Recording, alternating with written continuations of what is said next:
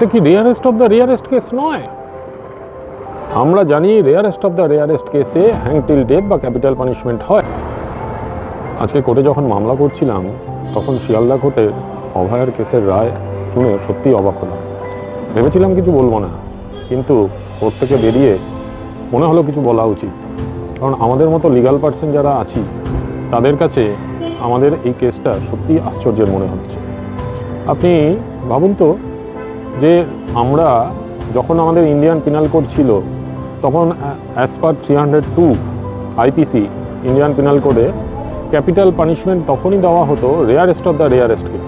আমরা ধনঞ্জয়ের কেসে দেখেছি, কিন্তু এই কেসটায় কেন যে উনি ক্যাপিটাল পানিশমেন্ট দিলেন না, রায় নিয়ে আমি কিছু বলতে চাই না, কিন্তু আমরা জনগণ প্রত্যেকে এক্সপেক্ট করেছিলাম যে অন্তত একটা যে অ্যাকিউজড একজনকেই সঞ্জয় রায় এনার যাতে ক্যাপিটাল পানিশমেন্ট হয়, যেখানে সমস্ত ভারতবাসী জনমত প্রত্যেকে এই অর্ডারের ওপর বা এই কি সাজা ঘোষণা হবে তার জন্য ওয়েট করছিলেন। আমরা জানি না এই রায়ে আমরা জনগণরা কতটা সন্তুষ্ট হলাম।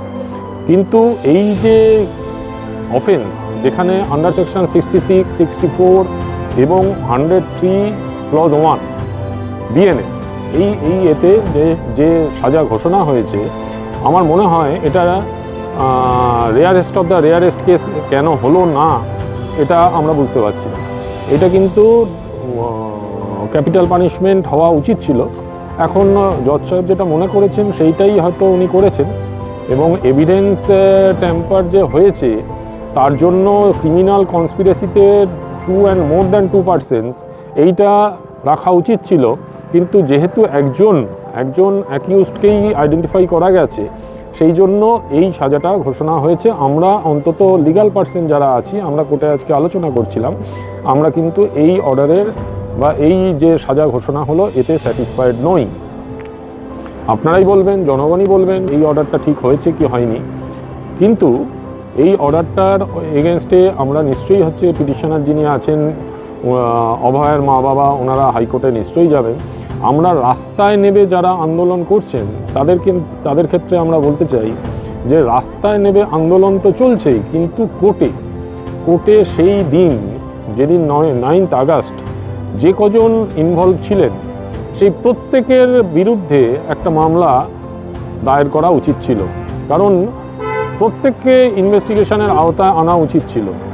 এই ইনভেস্টিগেশন ঠিকমতো সিবিআই করেছে কি করেনি, বা সাপ্লিমেন্টারি চার্জশিট দেবে কি দেবে না সেটা এখনও আমরা জানি না। কিন্তু এই যে রায়, এই রায় আমাদের জনমনে কিন্তু দাগ কাটতে পারেনি। কারণ ক্রিমিনাল যারা আরজিকর বা তার ধারে পাশে বা সারা ভারতবর্ষ জুড়ে যে ক্রিমিনালরা এই রকম অফেন্স করে, তারা কিন্তু আজকে এই রায়ে উৎসাহিত হয়ে উঠলেন। আপনারাই বলবেন যে এই রায়টা সঠিক হলো কি হলো না। আপনাদের মতামতের আশায় আছি, অবশ্যই আপনারা কমেন্ট করবেন। নমস্কার।